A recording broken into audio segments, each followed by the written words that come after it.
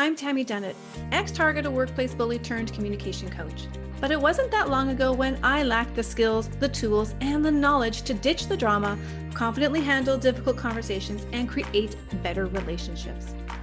Fast forward past many failed attempts and lessons learned, and you will see the business that I have today. One that is helping others just like you to find the confidence and peace knowing you can change your circumstances one conversation at a time. I created the Dissolve Workplace Conflict Summit to give you access to industry leaders who are sharing simple, actionable, step-by-step strategies so you can do the same. If you are an employee, supervisor, or an employer and you are looking to access the top strategies to successfully dissolve conflict without damaging your relationships, then you, my friend, are in the right place. Today, I'd like to introduce you to Alana Hill. She is an international change leadership expert, inspiring professionals to lead change in their lives and their organizations. She is a passionate energy industry veteran who paved the way for women leaders with a focus on women of color. Her experience as an engineer and certified project management professional in talent development provides real-world insights into how people and teams can excel even in the face of adversity. She is a three-time author with her newest book called What's Your Catalyst? The Power of Leading Change, where she guides her readers to discover how purpose and passion can drive strategic change at home and at work. Welcome, Alana. Thank you. Happy to be here. I'm happy to have you here too, especially with this focus on leadership and their role in leading change in the organization. There's so much to cover today. But I'd like to just start out by always giving our readers a little bit about you so they can kind of understand who you are and how you got into this industry. Thank you. Yeah, so a little bit about me. I am a change leadership expert, which essentially means that I provide my expertise in change leadership in a variety of modalities, whether that's professional speaking, consulting, coaching, and training, helping my clients really create strategies and implement those to effectively improve, grow, and evolve as we need to do as human beings, as leaders in particular, and then how that even impacts their family and their community. So I really like to look at the leaders that I work with very holistically. And understanding and helping them understand how they can double down on their purpose to really be impactful wherever they go. I love that you're looking at them holistically because they're humans too. And I tend to think a lot of us look at leaders and we forget that they have a human side to them and that they also have things that they bring into the workplace that may be affecting the culture. Mhm. Why don't we talk a little bit about some of the things that, because obviously this is about dissolving conflict. What are some of the main things you see that leaders are dealing with around conflict in the workplace? One of the things is really how we identify respect and how we display respect. I mean, so there's this age old debate about whether respect is given or whether respect is earned. And if you ask that question, you'll get a variety of answers, and some people will be really impassioned about them. I double down on the fact that respect is given. Yes, you could lose my respect, but you'd have to push really hard because respect is a human right that we all have. And when we understand that and understand our role in providing that to everyone that we work with, then we become the change agents within our organizations that model the behaviors that we want seen, modeling how we want people to talk to one another, how they want to handle a disagreement, because conflict in and of itself is not the problem. We have people that don't know how to have healthy conflict. I come from a technical background, and if I sat in a room with people that didn't have conflict, meaning they didn't see things differently, we'd never have innovation. We'd never come up with new ways of doing anything. But when people either run from conflict because they don't know how to do it correctly, or they just charge at it and then just beat everybody up around them, then both of those both of those paradigms create toxic work environments, and that's what I'm setting out to really help resolve. It sounds like there's a lot of maybe un, what's the right word? Subconscious behaviors coming forward in these moments of conflict that we really don't know that these are our kind of habitual ways of dealing with any conflict or any tension in our lives. And then as leaders, that can really have a significant impact on the workplace. Absolutely. I mean, I've worked with CEOs and C-suite, executives that had never really had anyone challenge the way that they resolve conflict or the way that they speak to people. It starts very interestingly with helping people understand that not everyone thinks the same. So if we just even understand neurodiversity, and then we expand that to all of the different ways that we show up at work. I mean, we show up, we bring our whole selves to work. Our parents' generation, they had to kind of peel some things off and walk into the work, and conformity was very important, right? I mean, a lot of people have engineering background, they had the same pocket protector and the same white shirt and the same tie. Watch Hidden Figures, right? They kind of had a work uniform. We ditched the work uniform a long time ago. And because we encourage and embrace that uniqueness, we have to understand how to lead that uniqueness, how to create a sense of belonging, how to catch disrespect, and how to really leverage our relationships to really create environments that allow everyone to flourish. Now, respect is as diverse as our workplace. We know Mhm. that people define respect differently. It's such a big umbrella term, but everybody has their own personal definition.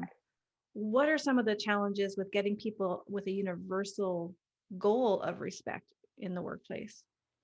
Is first and foremost, everyone does have different ways of respect. We've got generational definitions of respect, we've got cultural differences in definitions of respect, but ultimately when we just treat people with dignity, and when we listen to what that respect means to them, because people will always tell you or show you what respect means to them. So when we listen first and then lead, we create a dynamic where a lot of the question marks get answered because we listened, because we took the time to understand, what those differences are to them, and do our best. We're all human. We're going to make mistakes, but we do our best. We have that intentionality of treating people the way they want to be treated. And when we do that, walls come down, um, healthy conflict, and where we can disagree and have a different way of solving a problem, and then we can just have innovation and creativity, which is what really differentiates every organization in the marketplace. I think people get stuck in disagreeing means that I have to have an emotional Mhm. reaction and I need to be staunch in my position, and that there's this kind of tension that needs to exist in order to disagree. Can we disagree in a way that's without that negative tension? Absolutely. And you touched on the word that is so imperative in this conversation, and that's emotions and emotional intelligence. And I mean, just even my own journey, of having a technical background in a technical field. And then I moved into leadership really as quickly as I could. I was a people person. I liked being on the people side of technology. And as a result, I was on a quick uptake about, conflict and communication and things like that. And then that began to grow and evolve into an understanding and a practice of emotional intelligence. So to your question, we can and absolutely should train ourselves to be able to disagree and to manage our emotions. And that's where we see the differences between leaders who have created and fostered environments where I mean, where people do not want to leave, and those where people flee. I mean, people will flee when they know that they have been, either under some explosive, overreactionary boss, or one of those, really difficult situations that they have to deal with constantly. So, can we talk a little bit about, as you were sharing your journey into leadership? I was thinking about, okay, you're a woman of color, you're a woman in a male dominated industry. You probably came across some challenges that I think women don't often talk about. Do you want to share maybe some of those and how you found your way to the other side to create that teamwork? Yes, one of those was just really understanding that, and I started in a very male dominated industry, as you mentioned, and even more so, very old fashioned. So the oil and gas industry is not one that was known for, rapid change. Yes, with some technologies, but certainly not on the people side. It was very kind of generational and very legacy driven, right? So and so's son might work at this company. So a lot of generational cultural patterns. And so one of the first things that I did was, as somebody that joined this group, was realizing that the first responsibility is for me to understand that culture, is to understand it, but just not feel like I had to become it, but I had to understand it. My first role was leading a team of oil field workers in South Texas. And the first thing that I did was understand their background, their cultural, perspectives before I could even lead it. And so as I began to watch how few people were willing to do that, I began to really pinpoint why, then flip it around, why I then, as a woman in the oil field and an African American woman at that, had so many challenges because people weren't willing to take a moment to say, I wonder what it must be like for Alana. I was constantly asking, I wonder what it must be like for John or for Juan or Mm. for Larry, and so the asking, how must this be for them? I later learned through my research, that's empathy. I always led and always interacted with people with empathy. And there was a lack of, and still is a lack of it in the workplace. Wow, that's so powerful. First of all, just hearing you talk about how you were so heart-centered and focused on understanding where they were from, and then to experience that it wasn't always reciprocated. And I don't know what kind of challenges that would have created for you in terms of continuing to show up that way. Like, did you ever feel like I can't do this anymore? Oh my goodness, many times. I mean, if I could tell you, and I could certainly date myself on the early days of my career where I had a bag phone because that was the technology we had, and the tears that I cried calling, on the bag phone. And then as the years went on and this technology changed, the tears I would cry on a cell phone or on a computer, and they were centered around the fact that people weren't asking, I wonder how this must be for her. Not from any sympathetic standpoint, but Mhm. from a, how can I get the best out of her? I do the simple math. I'm an Aggie. I like simple math. If you've got 10 people on your team, don't you want to get the best out of all 10 of them? I mean, it makes sense. We know that there is a moral imperative to treating people with respect. There's also a business imperative to treat people with respect. The old blues song is cheaper to keep her. I mean, if Mhm. some people had figured that out and had related, then I would have had a lot fewer of those incidents because they were coming from a place of, I wonder how this is for her, for him, for her, asking those individualistic questions and leading accordingly. Mhm. And they weren't there yet. The organizational cost for not asking is massive, and we Yes. know that from the research. The human cost is also massive when we don't ask those questions. The psychological damage, the emotional, the physical side effects that people experience when they don't feel valued. And that's such a simple thing that you can even just, if you think about it yourselves, just thinking about how is this for Alana today, take yourself out of your own situation and put yourself into somebody else's, I think has so many benefits. But to go that next step and ask the question and actually having a conversation with somebody. Yes, no, absolutely. I mean, one of the leaders' first role should be to support their people. And that's why, companies have things like employee EAPs, which are employee Assistance program. assistance programs. Yes, I was thinking about that. Because, they realize from an HR benefits standpoint, it is beneficial to have those services available to people.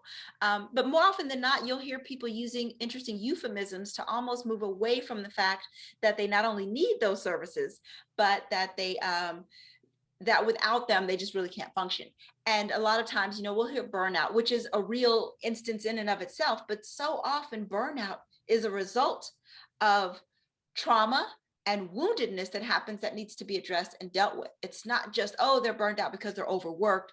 Yes, that happens, but more often than not, the cause of burnout is workplace trauma. And that workplace trauma happens from bullying that is repeated, comes from harassment, discrimination. Those types of things wear down the human psyche and have people crying in their closet like I was. Yeah, yeah. And just not feeling valued. We know that when people feel valued, they work, they put in, the productivity goes up. And so just that simple thing can be so protective from both a human perspective and an organizational perspective. So I know that leaders have got a lot of challenges right now. We are in a massive shakeup in the world related to COVID, Black Lives Matters, Me Too. All of these people who are unsettled in their own communities are starting to rise up in organizations. How are leaders equipping themselves, or what do they need to do to equip themselves to have these conversations and create a workplace that is valuable? It really it starts with listening. Yeah, But here's the thing, we're in 2021. yeah.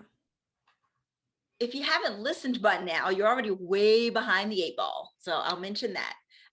But it has to be listening with the intent of taking action, because otherwise you're an ear And that's great. You may make somebody temporarily feel a little better.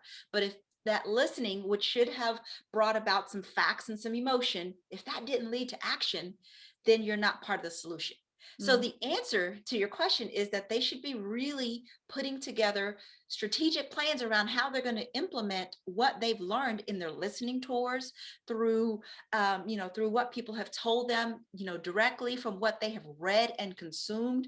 I know so many leaders that I work with found themselves on book club after book club and just really consuming books about the different experiences of women in the workplace, minorities in the workplace, and just listening to understand.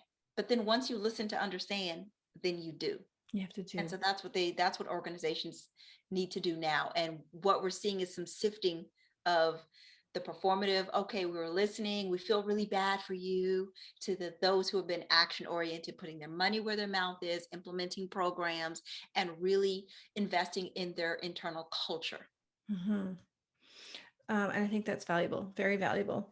Is there anything you want to add to that maybe I haven't asked, that you want to just share and elaborate on a little bit more? Or I do. One thing, when we talk about culture, I was talking to one client. We were setting up some D&I initiatives, and she was like, "I don't really like the word culture. I don't like the word culture." And what she was referring to was not liking the use of the word culture, because we had a deeper conversation. And culture had become this catch-all that said, basically, this is the way we do things. When you come into our organization, this is the way you should do things. And so when there's been this change of culture, well, what does that mean? Well, really, and I don't like to wordsmith or play games, but what she was talking about and what we were talking about was creating an environment, having a climate, if you will, that allows people to feel a sense of belonging. And because of that, they contribute more, they're more self-directed. I mean, the reality is, when you're a leader and if you're having to push people along, you always have to take a step back and ask, why am I having to push them? Because why is this adult not pushing, driving, and motivating themselves? What is missing in the soil that this flower can't bloom? And that's what effective organizations are asking themselves. What is wrong with this soil that this flower can't bloom? mm, And when they start to ask that question, and when they start to put in place those changes, then they see that you don't just have to take the flower and put it in another pot. You need to solve the root of those problems internally.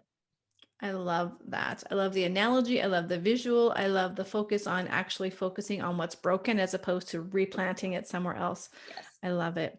Now, for our listeners, I don't know if this is a neat tie-in, but we're going to be offering this personal SWOT analysis, I think is what you call it. Yes. Tell us a little bit about what that is. So a SWOT analysis stands for strengths, weaknesses, opportunities, and threats. And I use that with my clients to help them go from listening to action.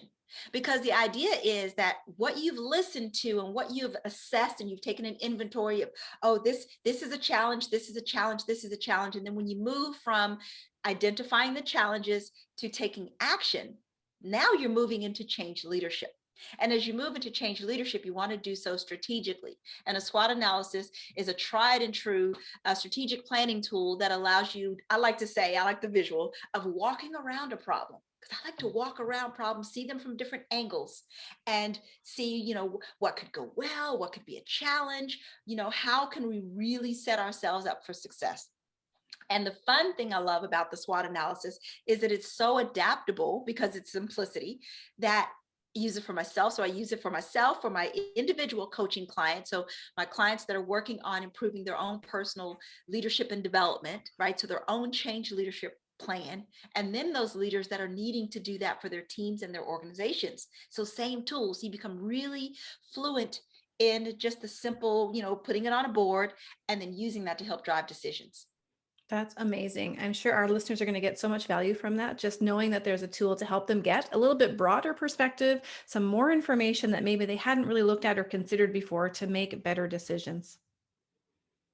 Awesome. Thank you so much for sharing your zone of genius with us today. It's been a pleasure chatting with you. Thank you. I've enjoyed being here. Thank you so much. You're welcome. And that's an official wrap on this session of the Dissolve Workplace Conflict Summit Speaker Series. Now be sure to connect with your favorite speakers by clicking on the link below and taking advantage of the free resources that they are sharing with you so that you can dissolve your conflict without damaging your relationships. Now be sure to head on over into the Facebook group Dissolving Workplace Conflict and give us your favorite takeaways from today's session using the hashtag #DissolveWorkplaceConflict. I can't wait to see what you've learned.